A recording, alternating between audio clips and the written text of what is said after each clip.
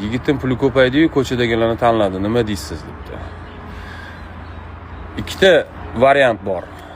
Bu yigit sizgacha ham xiyonatkor bo'lgan yoki sizdan keyin shunaqa bo'lib qolgan. Ya'ni tushuntirib beraman.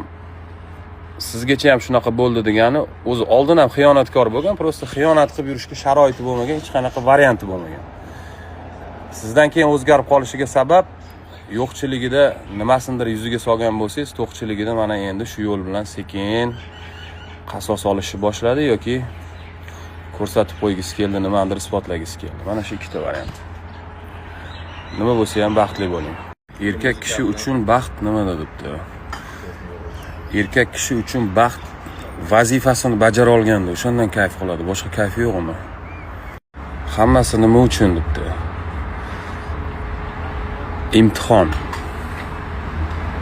2 yildan keyin sizdan o'tib ketaman. Молодец, atlet, krasavchik. O'tib ketgan kuning sraz sen bilan borib rasmga tushib kelaman, esdalikka Xudo xolasa. Bu men uchun faxr. Boshla endi. 95 kilo vazn bilan oldingizga borsam necha oy ketadi debdi. Necha oyda o'zgarishni o'ylabsiz? Buni nima farqi bor? Itak uje bir kun yo'qotib bo'ldingiz, ertaga ham kun yo'qotasiz. Qanchada o'zgarishingiz ahamiyati yo'q, o'zgarish kerak bo'ldi. Chunki siz o'zgarsangiz ham, o'zgarmasangiz ham shu umr shu 24 soat, haftada 7 kun, 1 oyda 30 kun o'tib boraveradi. Uni nima ahamiyati bor? O'zgarish kerak bo'ldi. Hali boshlanmagan odam qanchada o'zgarishini o'ylasa hech qachon boshlamaydi. Men umrimda oxirgacha o'zgaraman degan odam o'zi bilmagan holda juda tez o'zgaradi. Vaqtli bo'ling, singlim. Assalomu alaykum ustoz, viloyatda trenirovka zali ochib neyrofit kabi mashhur qilsa bo'ladimi debdi. Zo'r savol. Zo'r zallar juda ko'p.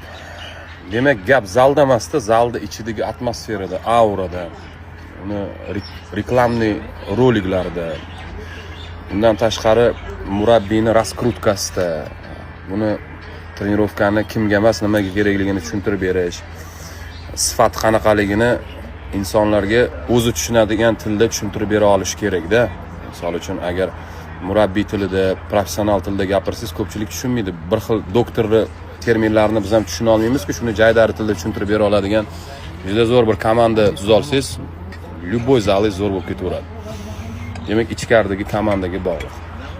Sportni targ'ib qiladigan odamlarni yomon ko'radiganlar ko'payib ketyapti oxirgi payt. Zo'r savol. Конечно, ko'payadi.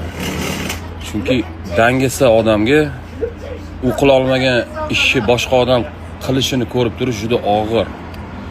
Unga qolsa hamma dangasa bo'lsa, xotirjam yashaydi. Tashqariga chiqqanda hamma dangasa bo'lsa, mana o'zimga o'xshaganlar ko'p deb yaxshi uxlaydi.